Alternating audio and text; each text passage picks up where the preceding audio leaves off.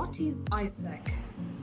AIESEC is the world's largest international youth-run organization which functions with the objective of developing youth with their leadership abilities.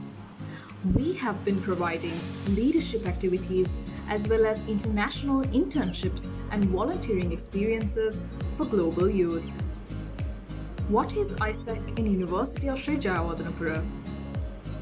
AIESEC in University of Sri Jayawardenepura has been giving opportunities for graduate youth to empower their skills and talents for a long time.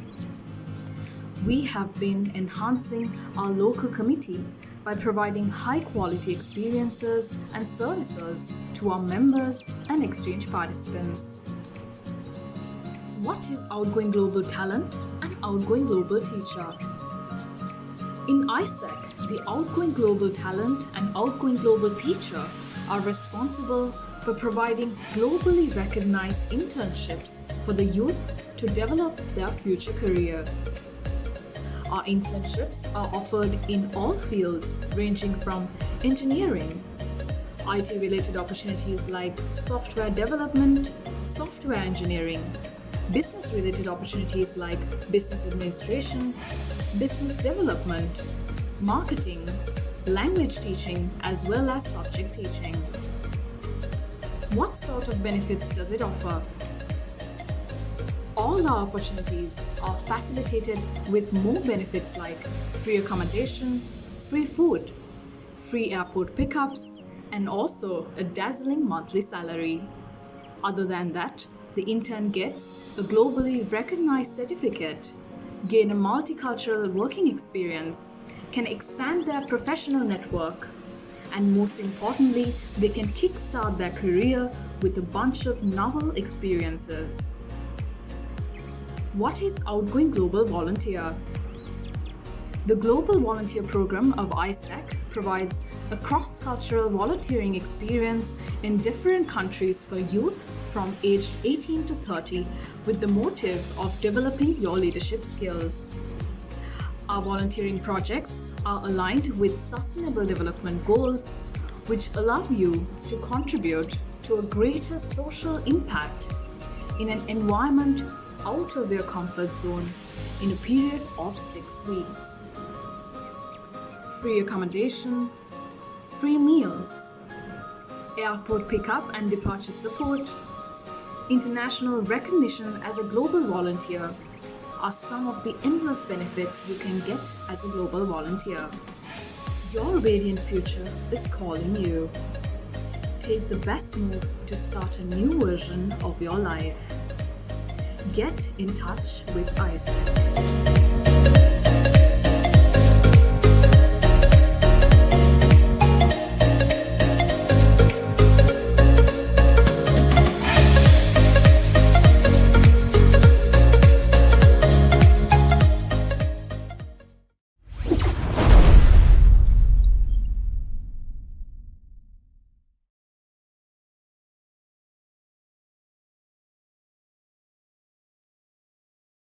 To live is to express, and to express you have to create. Creation is never merely repetition. To live is to express oneself freely in creation. What a famous saying that is by Bruce Lee. Welcome all of you once again to Creative Circuit 3.0. We have another interesting session with another world-famous costume designer. She has worked on motion pictures such as The Matrix, Charlie's Angels, and Aquaman. Join me in welcoming Ms.Kym Barrett for our next session in costume designing.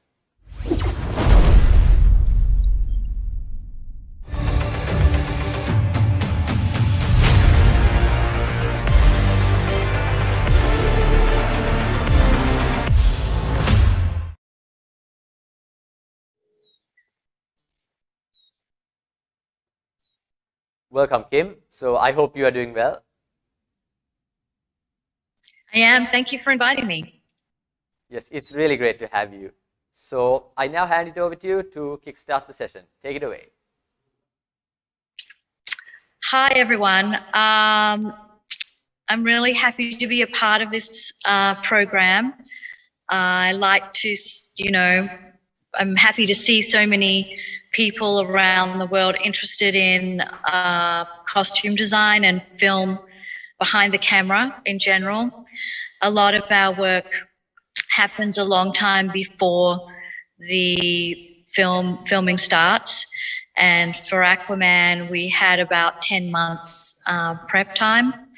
So Audrey, who works with me, basically as my right hand, has put together a series of images, which most of them I've taken myself behind the scenes to keep a track and a record of all the wonderful work that my collaborators do. And in my job, you know, the people that I work with are my most important resource, and the ingenuity and imagination and technical skills which are needed to create jobs like these, there's not enough people doing it. So there's plenty of opportunities if anyone's interested to pursue a behind the scenes costume department job, which is very creative, and you know, you get to work with a bunch of like-minded, very clever people at the same time, as well as traveling the world and meeting people in many, many countries. So I hope you'll enjoy our presentation.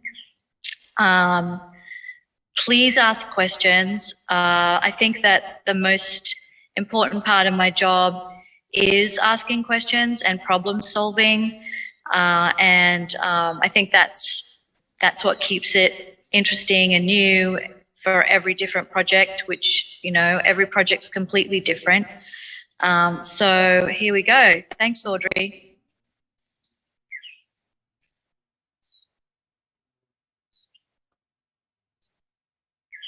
Or whoever's controlling the computer. Okay.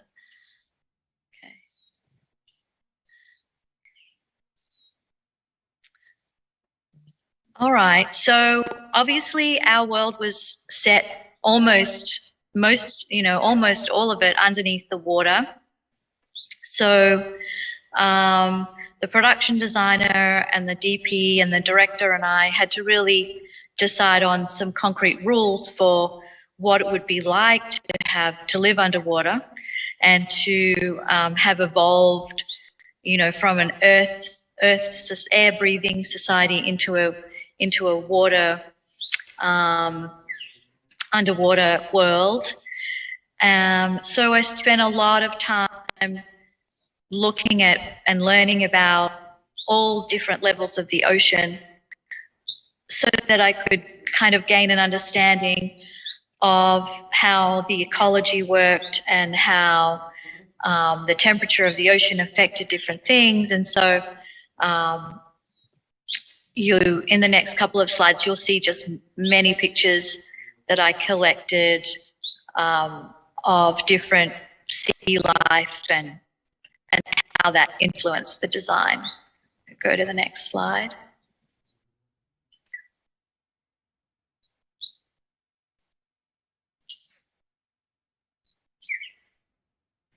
So I started collecting fashion images, photographic images, nature images, to kind of inform, you know, this kind of futuristic magical world, but an ancient civilization which had been evolving under the sea, unbeknownst to anyone on Earth, you know, on the Earth part of the planet for, you know, many centuries. Next one.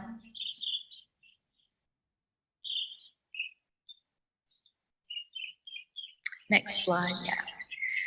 So I was able to spend a lot of time with James, our director, talking about, you know, like how far we could go. And of course, in any movie, you're constrained by your budget, but even more than your budget, you're constrained by the time that you have to prepare and prototype and make different costumes. So even though in the very beginning part of my job, we spend a lot of time working on, you know, what the whole world is out is open to us and we can do whatever we really would like to do, there comes a point where you do have to, decide what's the most important things to work on so that you can actually finish things on time. Next one. Next one.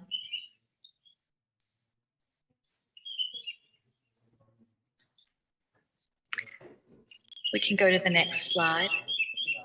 So a lot of the lighting was very important to us, depending on what depth of the ocean you were in. And I wanted to create costumes which would reflect the light from under the water in the same way that they would on a fish scale. And so I spent a lot of time developing fabrics which could give that impression. And of course, we're not shooting under the water. We're shooting on a stage with some very simple, practical mechanisms to allow it to seem like people are swimming under the water. And we'll show you some photos of those a little bit later. Next slide. Next slide.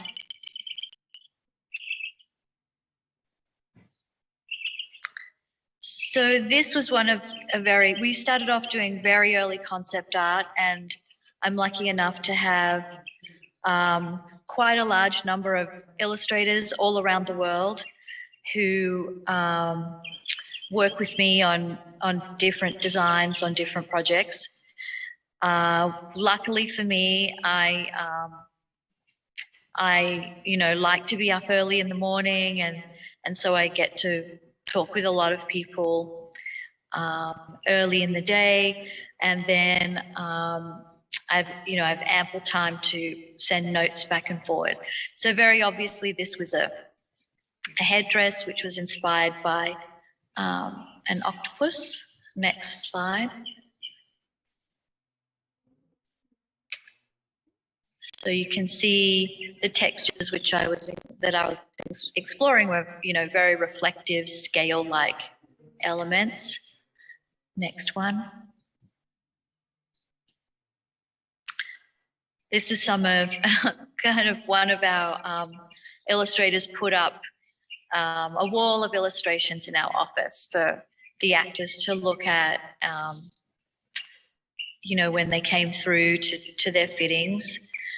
They'd see themselves, and it was a nice way to introduce them to the world they were about to inhabit.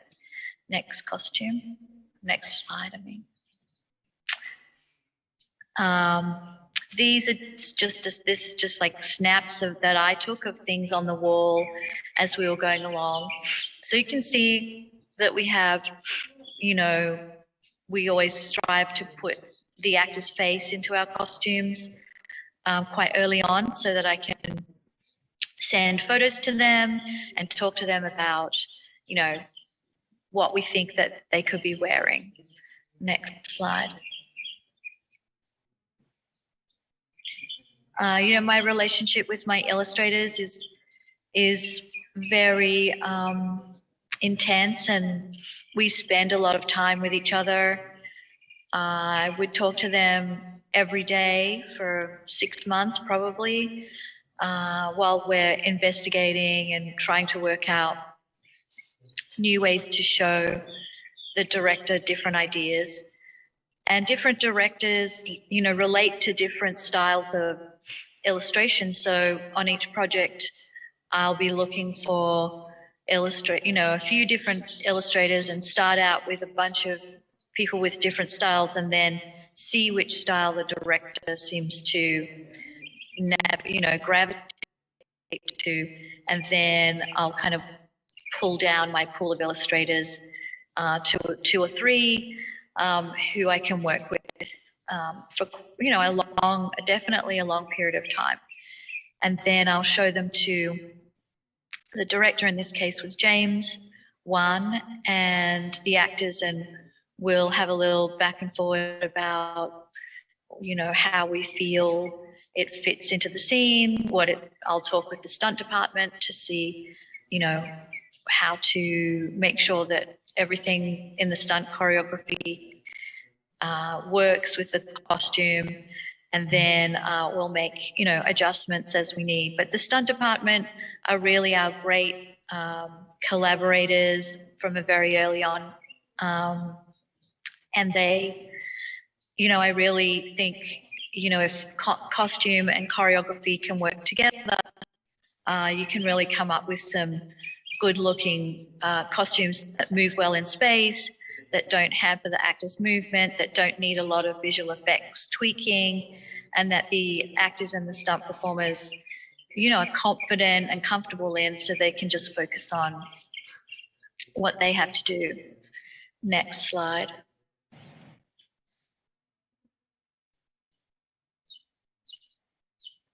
Just a few more. Sorry about the angle. The pictures were quite high up on the wall. Next slide.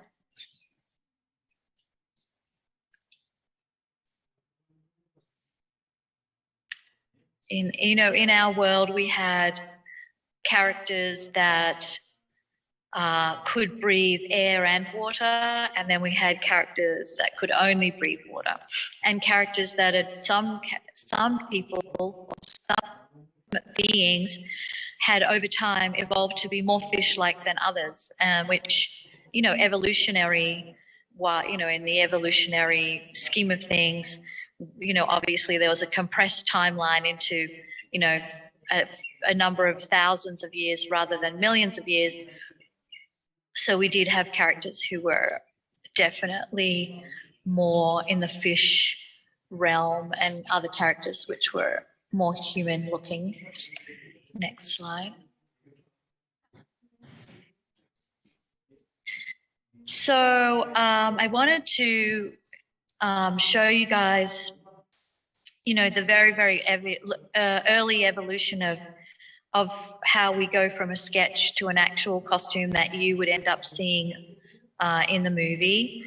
And we start by, or I start anyway, by working out how I can make a base layer in this instance, which gave everyone the impression of having a slightly scaled skin. So even, the very kind of more human characters, we wanted to have kind of a slight translucent, a little bit of a reflective sheen on their skin, as though there were tiny, tiny fish scales that were, slowly, evolving over time. So we started out with some graphics like this one to do tests, print tests, and we did many 2D print tests, and then we evolved into some 3D print tests, which you'll see a little bit later, and started doing experiments with materials that we could find in our world to start to work out what we thought could create a costume later on. Next slide. This is an example of some of our 2D printing. So as you can see, it's quite an intricate scale pattern with an inbuilt musculature. So it's a chest, it's underneath the pec area, down onto the abdomen, around the sides of the torso, and we did a couple of prints in different colors. So you can see that even though these prints were 2D, the skill of my my graphic artists is such that they can create the illusion of a very high reflective kind of surface. So we go through a lot of prototyping like this and test them under lighting conditions, and and durability, and it's all built on stretch fabric, so I can make everything fit very tight to the body. So if any of you have worked with stretch fabrics, you'll know that they're a different animal to manipulate and use. So in this instance, a lot of my team were people who had worked with a lot of dance costumes. I worked with my friend Mark with some Cirque du Soleil manufacturers, because we had to make many, hundreds of background costumes, which had to be put together, and no one can put together a leotard better than the Cirque du Soleil team. So I was able to send that out to them, and we worked to kind of a 5-month schedule, and they were able to put them all together and deliver on time for us to shoot. Next one.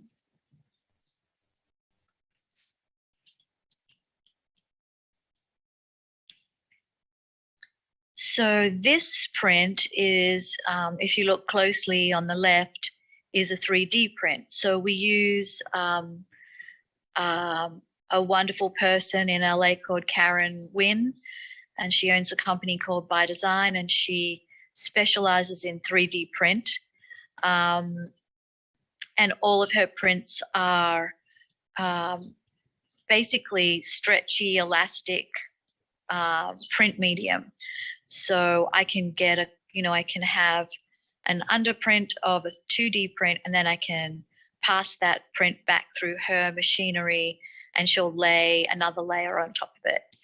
On the right-hand side is just an example of us finding some sequin fabrics that already exist and removing sequin and pulling them apart and distressing them to see what other kinds of reflective surfaces I can invent for different costumes. So not everything looks the same in the world. Next slide.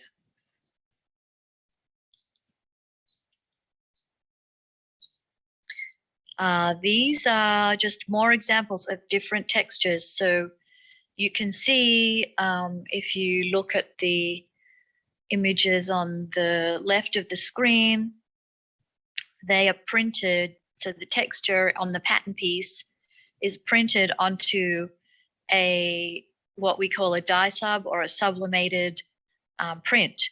So I took photographs from all my natural fish photos and blew them up 400%.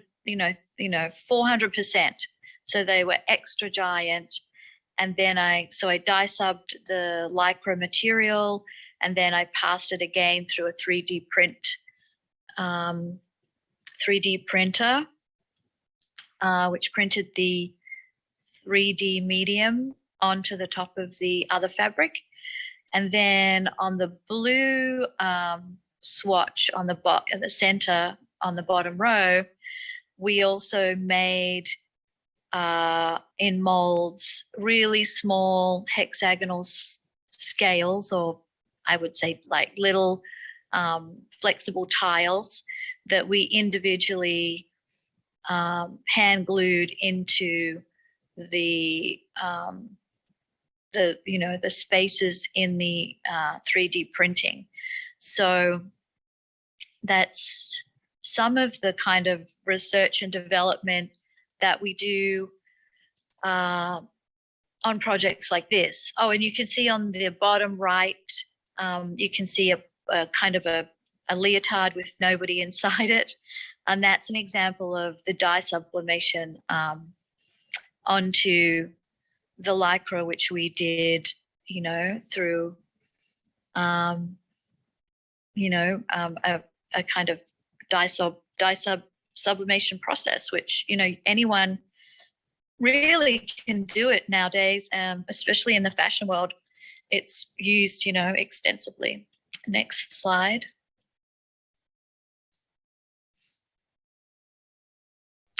So another thing that my team had to do was to make sea elements and beautiful kind of crustaceans and different polyps and different corals, so that they could be a part of our costumes. And so my team, you know, made all of these, which I think look pretty convincing. And I found in Australia, there's I found this. I saw this beautiful piece of art in the art gallery, and it was a woman who crocheted, basically crocheted the Great Barrier Reef onto a mural. And I thought, oh, that's incredible. So I called her and asked her if she would come and make some samples with us, and then teach my team, you know, some of her techniques. And so that was a wonderful jumping off point, and I was able to hire a whole lot of people who were fantastic crocheters and knitters, and they came in a couple of days a week and sat with our team, and they put together hundreds and thousands of crocheted elements like these that we could then sew into our costumes, because of all the stunts in our show, we couldn't have anything hard. Everything had to be completely soft, but look like it might not be soft. Next slide.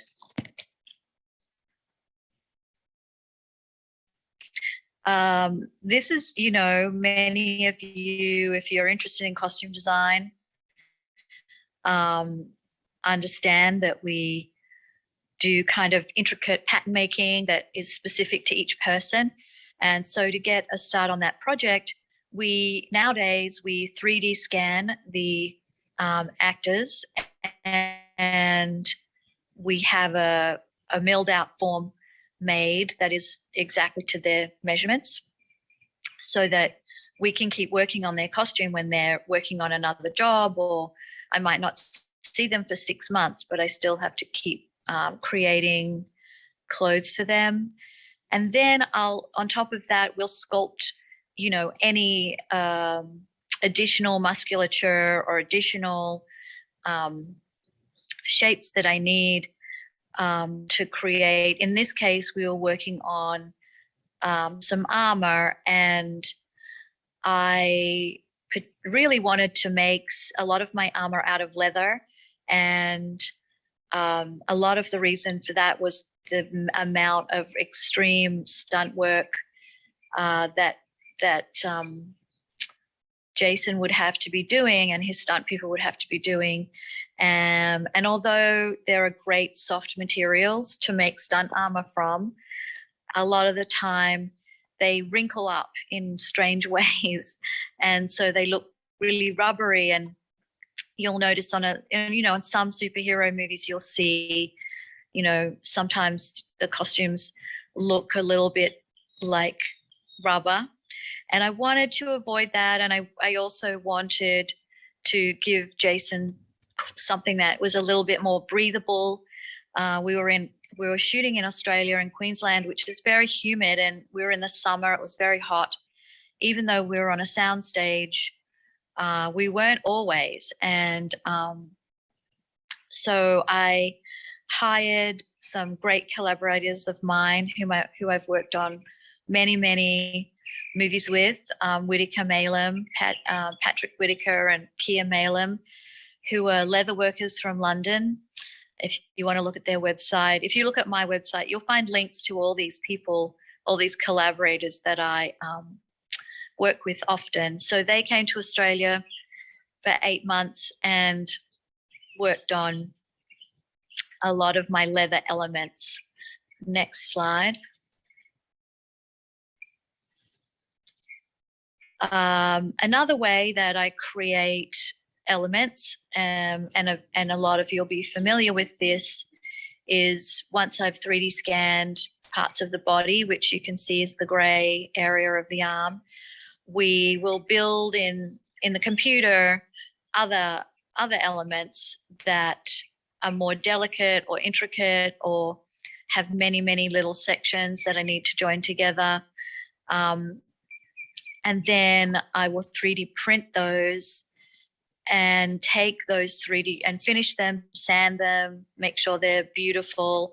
And then I will take them to our mold shop, and our mold shop will make a mold and then make many replications of all of these pieces. And then someone after that will paint all of those pieces and put them all together into one element. And then we'll work out how to integrate it into the costume. So, you know, in our world, you know, probably 25, 30 people will touch each element at least once, which I think really is, you know, a great thing about costume design is that because it's so connected to a real person and an actual human, I do think that you can tell when a real person with a actual costume is on screen. I think there's something that alerts us to the fact, you know, different feeling. The project I'm working on right now, we're working in a new technology where the line between a CG person and a real person is much closer. So I'm finding that a really interesting new tool, but it still requires a lot of integration with my department. We still have to make full costumes, and we still work with actors. So I'm encouraging everyone, if they are interested in the costume department, think about it as one of your careers, because you'll find there's so many different things to do. Next slide.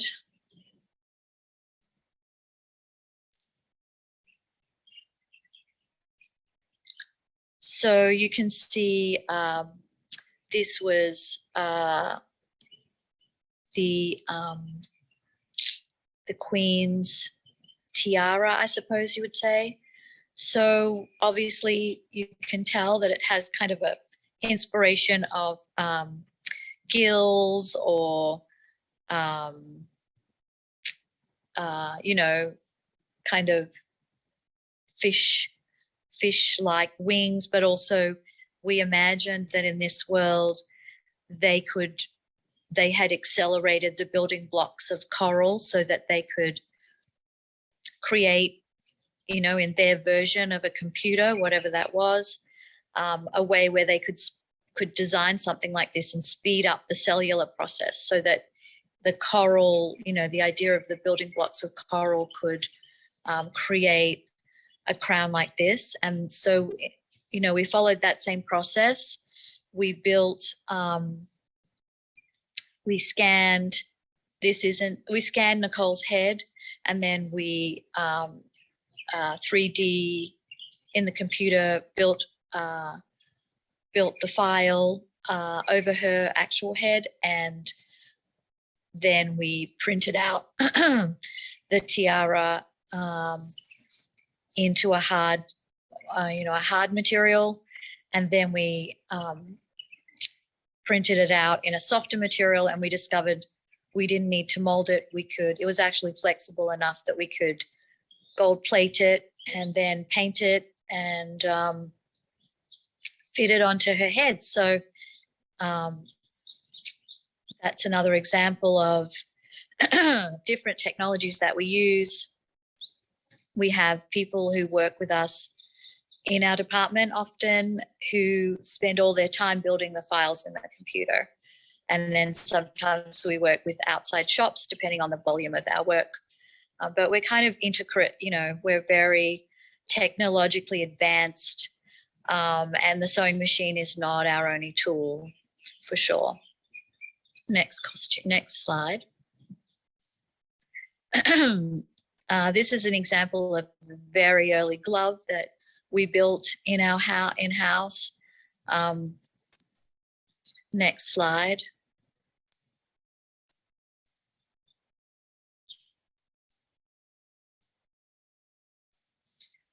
So I was testing out just some different armored ideas. And as I said before, everything in our world has to be soft, but has to look like armor. So the boot on the right-hand side, I built this boot over the top of a Vibram 5-finger toe shoe, running shoe. So if you look closely, you'll see that all the toes are broken up.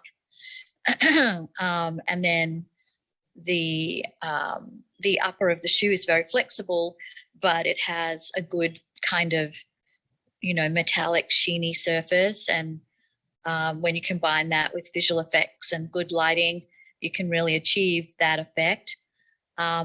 We often start also by clay modeling. There's never enough computer technicians to build everything. So while some people are working in the computer to build some things, some people are sculpting pieces out of clay onto the mold of the actor's leg. And then we're also at the same time, as you can see on the left, building the shoes, working out the stretch and how we can combine all these elements together to create a boot for the costume. Next slide. This is, I told you we were gluing individual scales into each costume. So that's some of my team starting to glue all of the gold scales into Orm's bodysuit. There's a picture of Mike and I, our painter. Mike's particularly skilled at painting metallic finish. So I brought him from LA with me to Australia to help me work on my finishes so that they, could have a beautiful reflective quality and also be super durable. Next slide.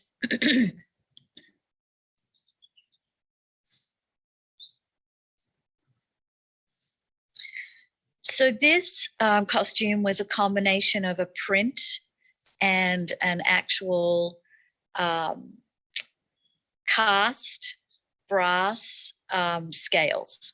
So I needed a chest plate for the king, the ancient king. And so I printed out on and stretch in the materials that I explained to you before, the print. And then we 3D printed all the different sizes of scales. We numbered them all, and then we sent them to a friend of ours who's a caster of metal elements and jewelry, and he created hundreds of all of these in different sizes, each with a hole in them. And then we had a whole two people in our team who riveted them all onto the stretch underlayer. So if you go in close to this, you can see, that it was a very intricate kind of process. Ancient kings to really have something that looked like, pieces of 8 from a treasure chest under the ocean. Next slide.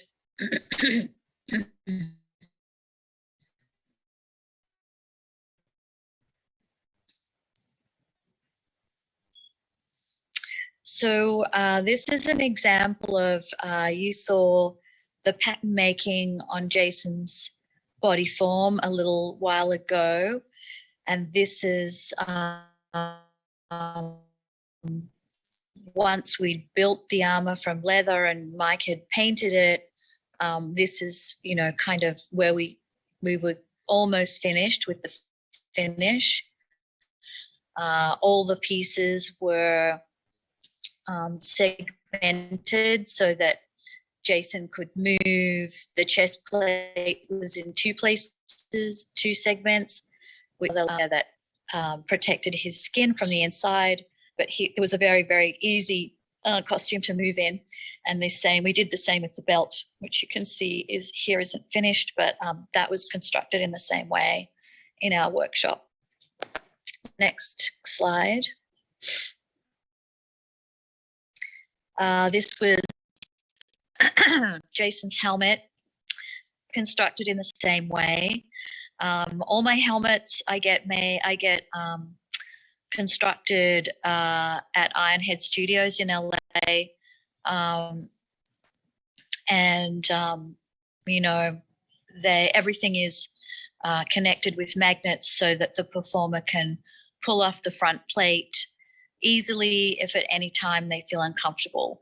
And these are all made of a very soft material, very soft rubberized material, and they're very lightweight, so that in battle sequences, no one can get, I mean, you could probably get injured if you know, ran up against the top spike. But other than that, they're very safe and they can perform a lot of stunts in those. Next one. This is an example of different accessories that Jason wore, and all the accessories that you see there, apart from the leather gloves, everything that you see there is a rubberized piece of jewelry.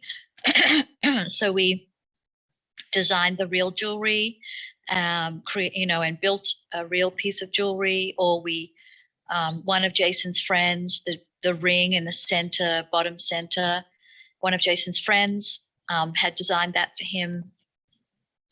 So we then took those rings, scanned them, and turned them all into rubber elements so that he was able to fight with those no problem. The same with the buckles on the glove, they're rubber versions. Next slide.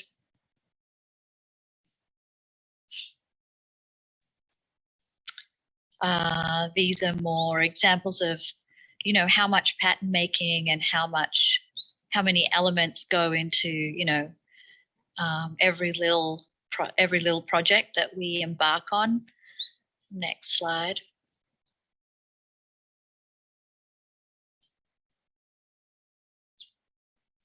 This is another example of leather armor. These were built for some of the, you know, hybrid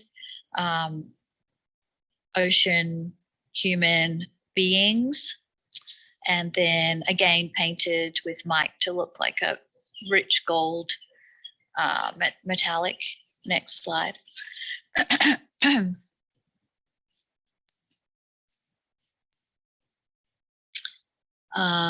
Yeah, just another example of people working on costumes in our shop. Next slide.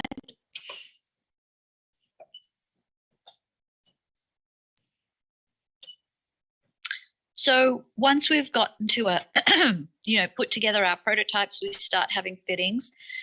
We had fittings with background and main cast, kind of mostly simultaneously. So we have kind of two departments running at the same time. We'll have our main cast department, who is also making and fitting all the stunt performers in the same clothes as the hero actors. And then we'll have our background department, which is fitting and embellishing and finishing, you know, our hundreds and hundreds of background people.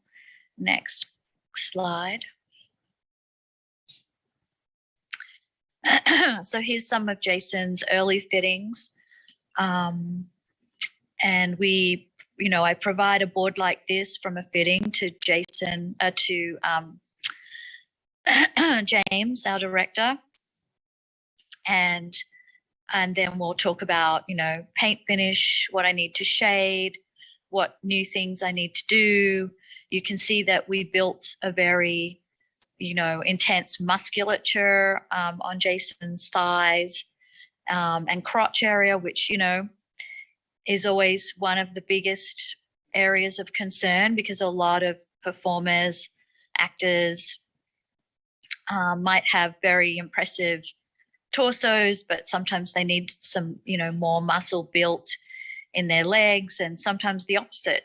So I'm always trying to work out how to accentuate everybody's, best characteristics, and then help enhance, and build parts of the costume which can balance out the parts which aren't as developed. So that's an example of how I would show the director something for us to discuss. Also the lighting, we would show it to the director of photography, and anyone else who needed to see, for example, the AD department, how long it would take to get him dressed in this. So we would time that out to the minute, and they'd say, it takes him 10 minutes to get the underlayer on, then he needs to go to makeup and hair, then he comes back, then it takes another 20 minutes to put the rest of everything on together. So our department works with the AD department to really time out, every actor, how long it takes them to get dressed and hair and made up in the morning. And then, of course, in Jason's case, we had 2 people go to set with Jason all the time just to look after his costume, dress and undress him, dress and undress his stunt people, and keep him cool, in between scenes. So we can go to the next slide.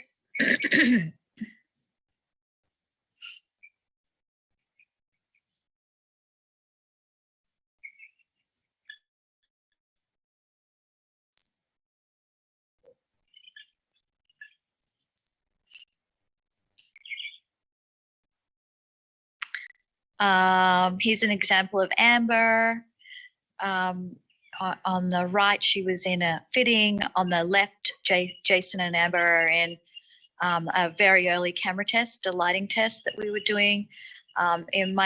One of our purposes was to check out the reflection on Amber's costume, and that it didn't overwhelm Jason's costume standing side by side. So that we were also testing Amber's hair color with hair and makeup to see, how much red did she really need, what level of makeup, what kind of iridescence did the skin, could we achieve on the skin. Next slide. These were some of Nicole's early fittings. So this was the first bodysuit Nicole tried on for me.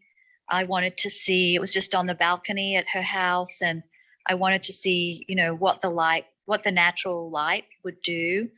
And she's super collaborative, so she's really happy to move around, lie on the ground, stretch, do all kinds of things to make sure that her costume is going to be comfortable.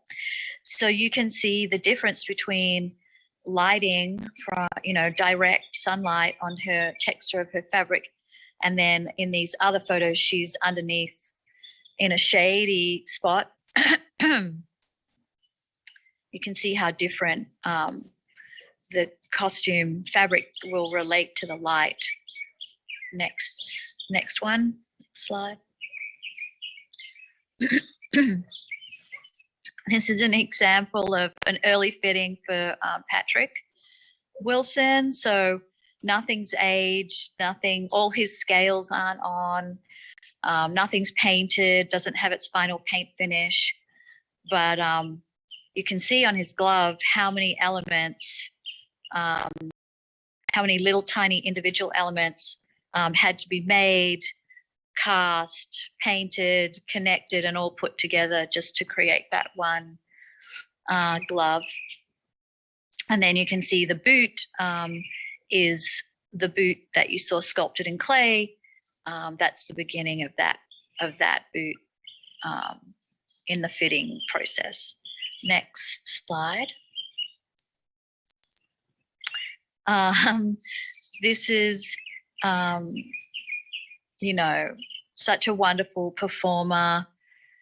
Willem is, you know, a yoga practitioner. He's up for anything. He's extremely athletic. He did a lot of his own, you know, stunt work, and just, you know, a great collaborator. We had a really amazing time working on his costumes. Next slide.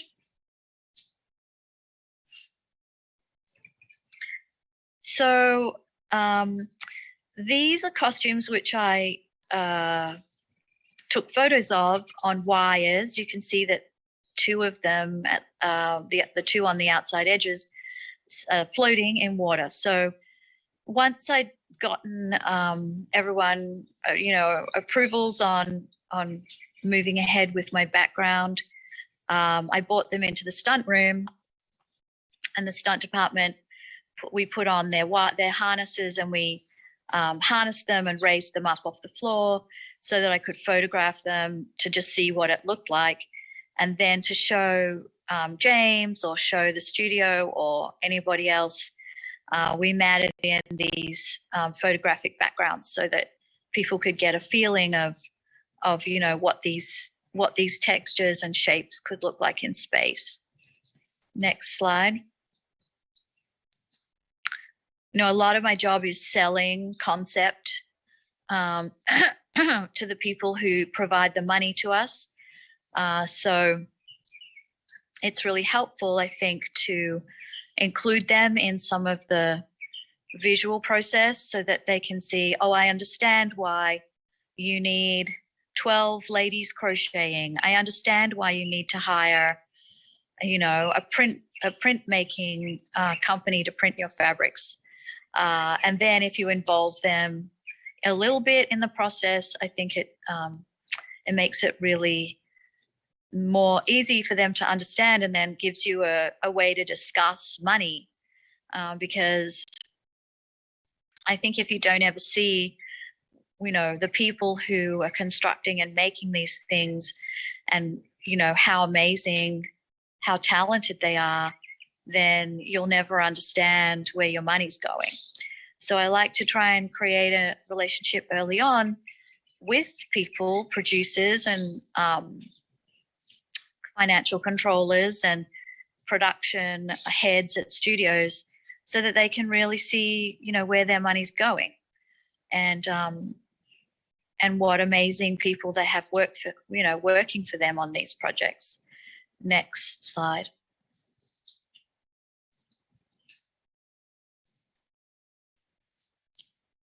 So this is another example of how hair and makeup and costume department work really closely together. So I had all my beautiful soft elements that the team had made, and I was starting to add them to the costumes. And then we start doing fittings with hair and makeup, so that the hair and makeup department have a chance to see what I'm thinking and work out ways that they can also, you know, bring their own creative side to how the whole character will look. Next slide.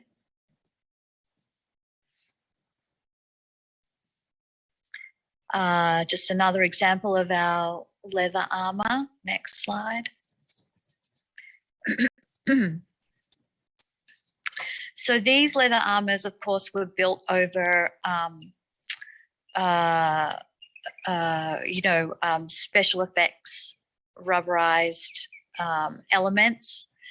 So we have to also work closely together with that team of makeup artists to make sure that all of our costume elements can be easily integrated into the rubberized elements on different characters. Next slide.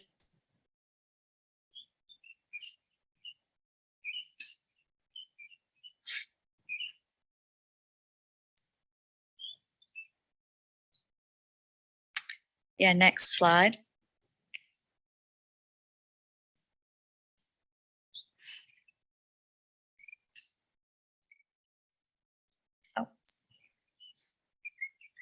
Sorry for the small inconvenience caused. We'll be back pretty soon. Do I have a few minutes?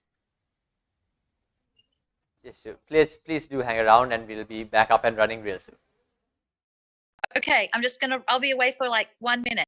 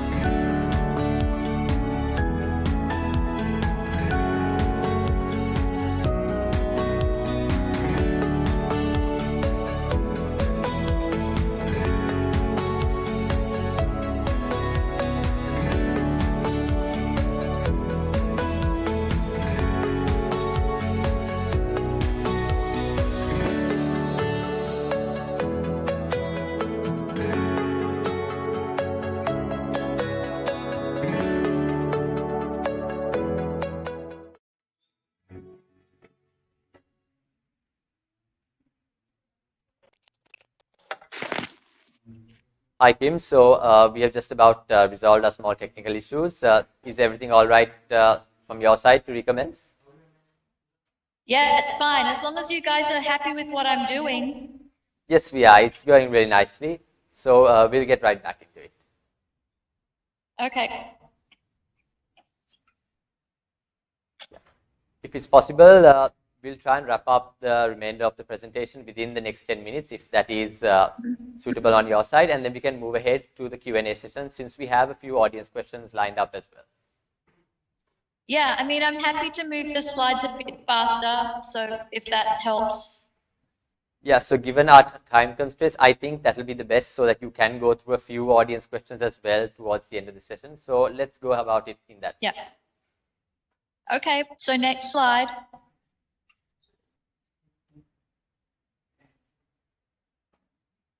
Next slide.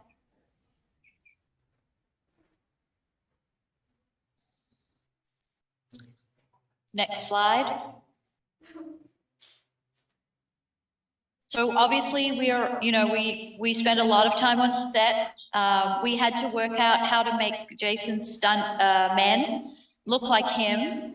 And one of the things we had to do was build body stockings which replicated Jason's own tattoos, and also the tattoos that we put on Jason every day. So we made body stockings. So you can see that, we kind of integrated in all areas of shooting. Next slide. So an example of Amber and her hair color tests. And then on the right-hand side, you can see someone testing out I think it's Willem, testing out one of the mechanisms to make it look like people are speeding through the water. Next slide. This is an example of what what everybody looked like hanging, on the stage, and how they had to practice kind of movements to make it seem like they were underneath the water, as well as being held up by the wires. Next slide. Next slide. It's all our extras waiting to be told to go to set. Next slide.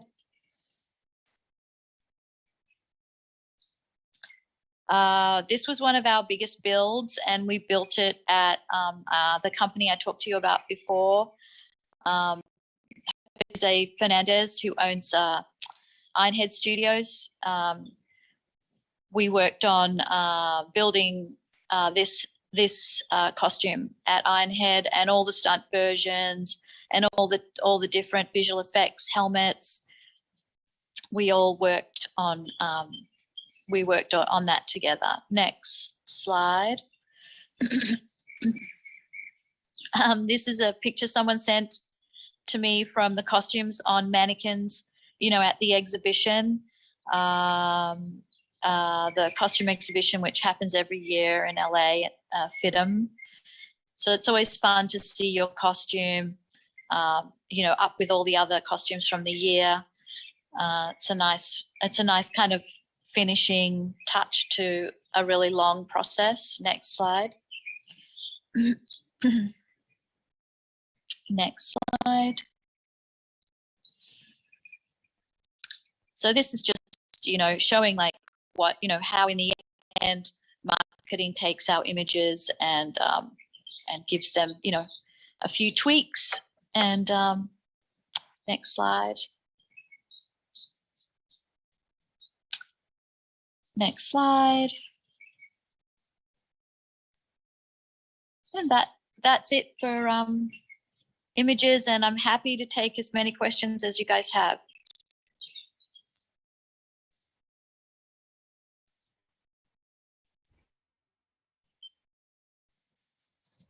Thank you so much, Kim. That was an extremely interesting presentation, and I think it is actually very cool and instructive to see all these backstage stuff, which we might not actually get to see on any other platform or in any other way. So even from my personal opinion, I found it really, really useful, and not just useful, it was extremely interesting and something that we wouldn't get to see on a regular basis. So before we move ahead to our Q&A session with the audience, we will now move into just a short little commercial break.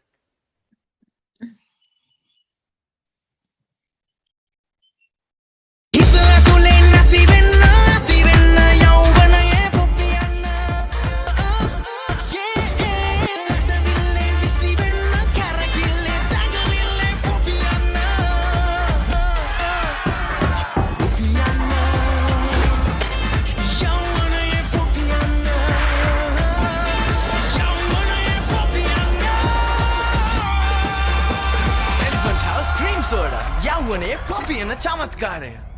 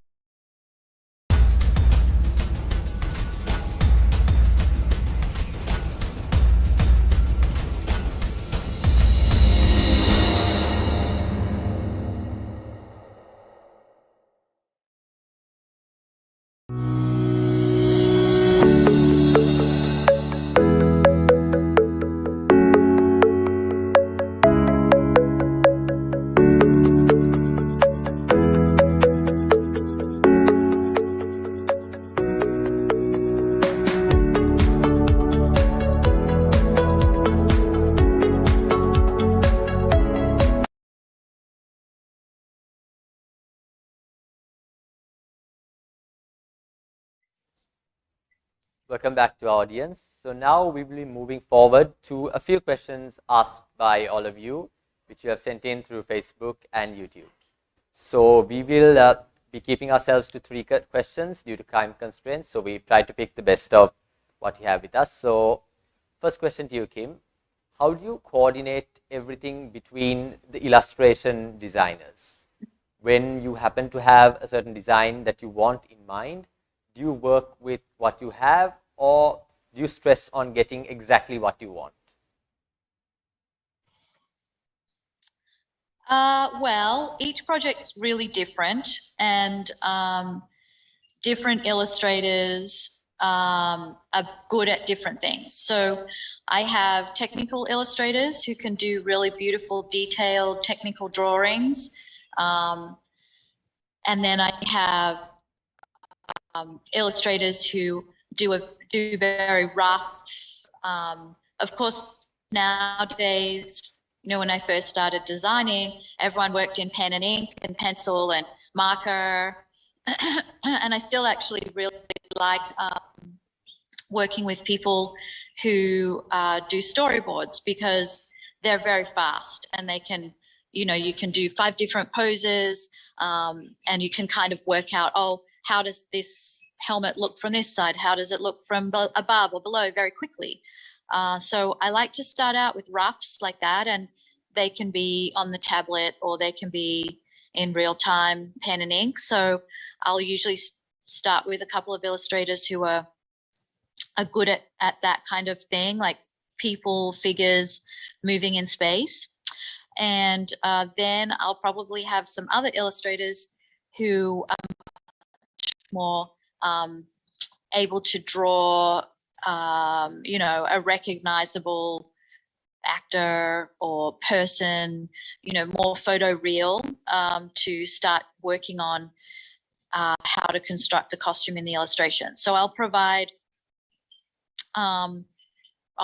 to them usually the roughs that we've done, and then references for what the colors and textures and shapes and ideas for the costumes are. I'll sometimes do a draw over something, and send it to them, and then I'll let them, usually 24 hours will, you know, give between times that I talk to them. So I'll talk to everyone at once a day, depending on the time, you know, the time zone they're in. And then people load onto the site, you know, whatever illustrations they've got ready for me that day. And then Audrey, who is an amazing, you know, an amazing person to put together the illustrators' information, and she makes sure if they have any technical problems, they can load in. If I have notes that I can't speak to them about myself, she's able to pass those along. If they have questions for me, they talk, you know, online with her, and she'll provide a little list during the day of things that I can answer if they need answers before I speak to them the next morning. So it's a kind of a, jigsaw puzzle, depending on where people are in the world, what time zones they're working, if they have children to pick up from school. So we try to work out a schedule for everybody that lets them, have a good half hour with me every day. And then depending on the project that we're working on, I might get someone to start on the first part of that costume, and then I'll pass it off to another illustrator who might work on a different part of it. And so we kind of, they end up working as a team, filling in the gaps for things. If somebody's really good at the detail on a piece of armor, I might get them to tech draw it. Then I'll pass that image on to the other illustrator, who'll then integrate that in his or her style into his or her illustration. So it's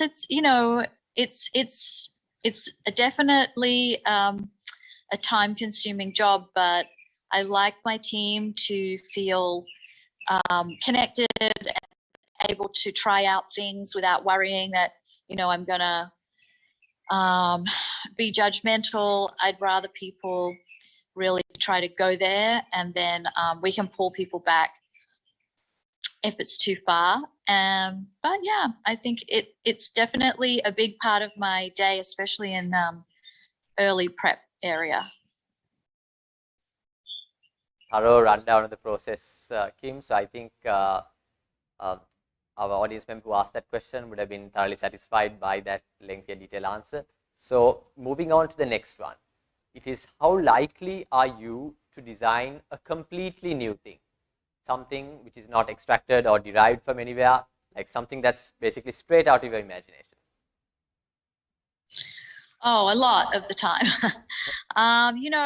If you know anything about the movies that I've worked on in the past, I would say 90% of them are from worlds that don't exist yet. A lot of the costumes that I design are in the future.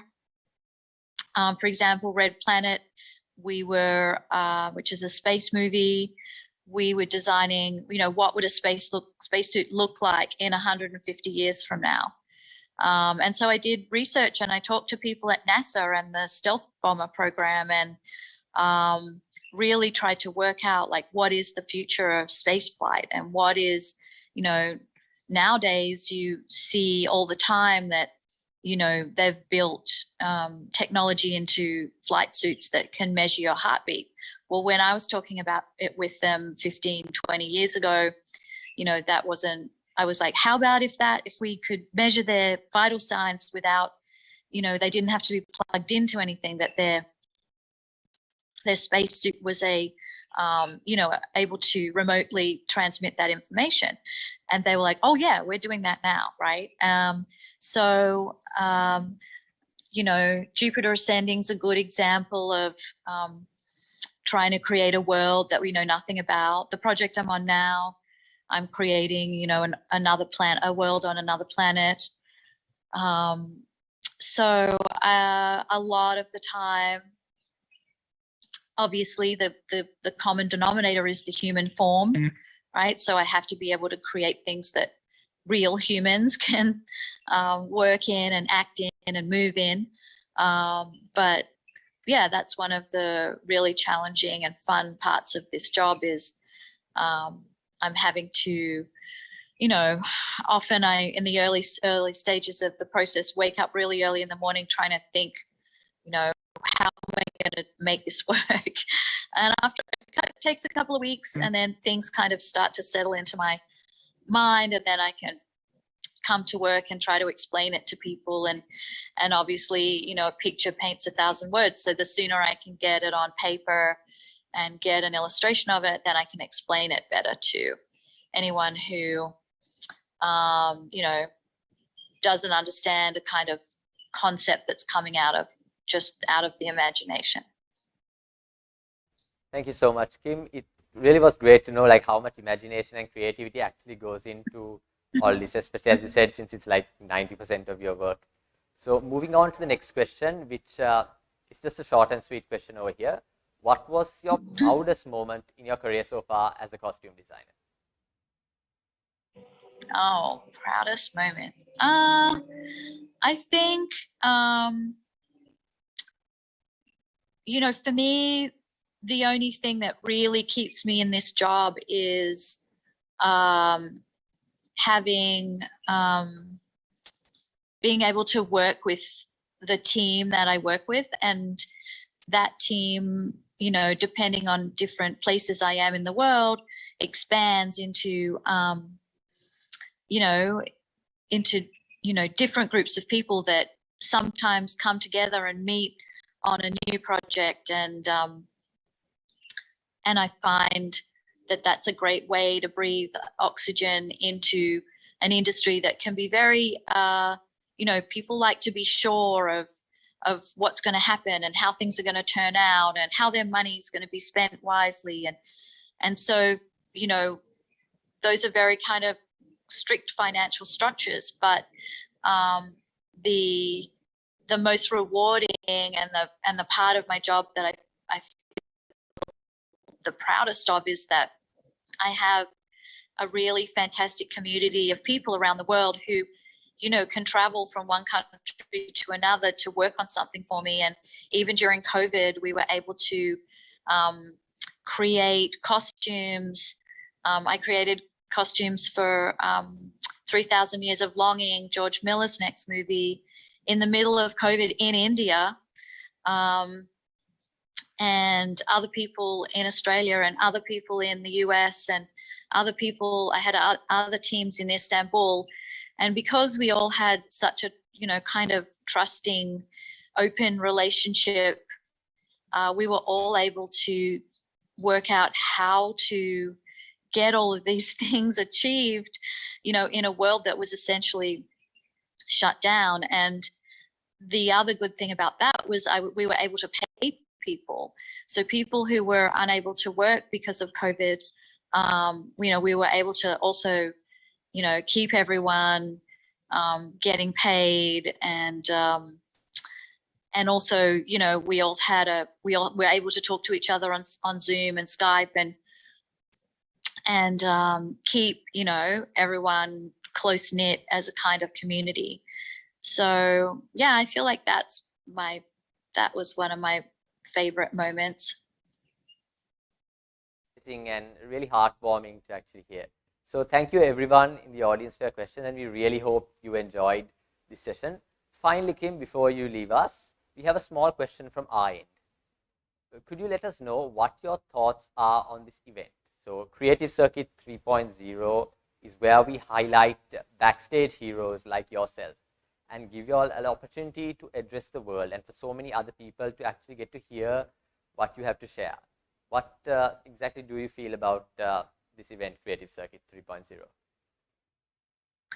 Well, I think it's important to have events like this just to let people know that there are so many opportunities in our industry in particular. And I work in theatre, film, opera, you know, Cirque du Soleil, commercials and films. So this is a huge worldwide industry, and I think it's, you know, it can be, you know, forums like this where you get to meet lots of people like me doing these jobs. And I didn't grow up in a theatrical family or a film family, or I had no connection to this industry at all. And in fact, I started out at university studying marine science.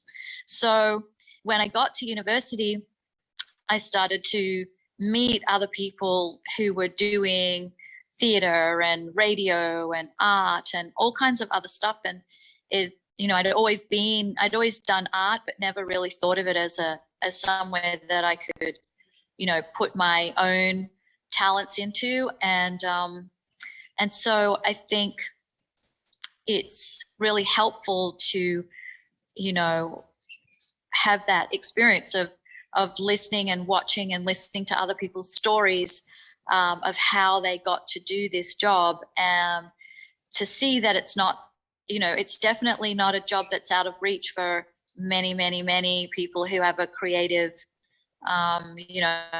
creative soul and enjoy being part of a team, and are interested in making beautiful things, so I see it as an opportunity to kind of open up our world to lots of people.